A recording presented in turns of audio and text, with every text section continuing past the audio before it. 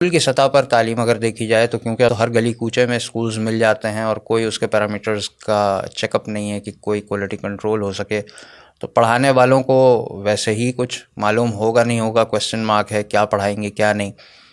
اس سے جو نقصانات ہو رہے ہیں اس میں میرا خیال ہے کہ بڑا نقصان تو فیملی سسٹم کو ہی ہو رہا ہے، کیونکہ اب ایک ٹیچر جو خود کھڑے ہو کے جو چاہے کہہ دے، مطلب اگر سلیبس نے کہیں کوئی گائیڈ لائن دی ہوئی ہے تو اسے اس کا علم نہیں ہے، بچہ وہاں سے جو کچھ بن کر آتا ہے وہ گھر کا حصہ ہے، خاندان کا حصہ ہے، اور وہ بچہ اب اس خاندان میں جیسے جیسے بڑا ہوگا تو پھر وہ تفریق پیدا کرے گا یا کوئی اور کردار ادا کرے گا. ایک اس موجودہ تعلیمی نظام کا پڑھا ہوا بچہ کیا پروڈکٹ بن رہا ہے؟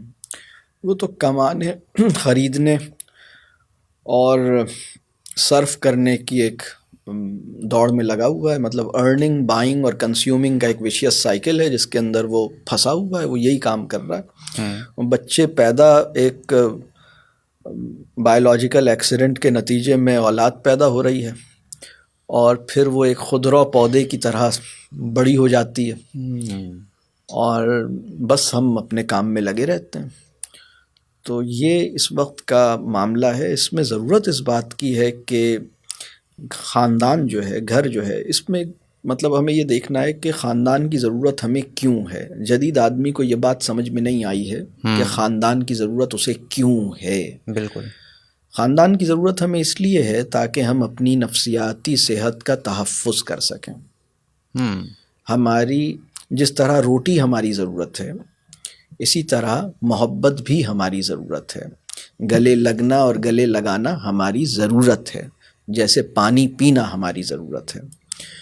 تو اس وقت ہوا یہ ہے کہ آج کا جدید تعلیم یافتہ آدمی خواہشات کو ضرورت پر مقدم رکھتا ہے، اور اگر ضرورت کے دائرے میں کبھی اس کی توجہ ہوتی بھی ہے تو وہ مادی نوعیت کی ضروریات کو تو تسلیم کرتا ہے، لیکن غیر مادی نوعیت کی ضروریات پر اس کی توجہ نہیں جاتی.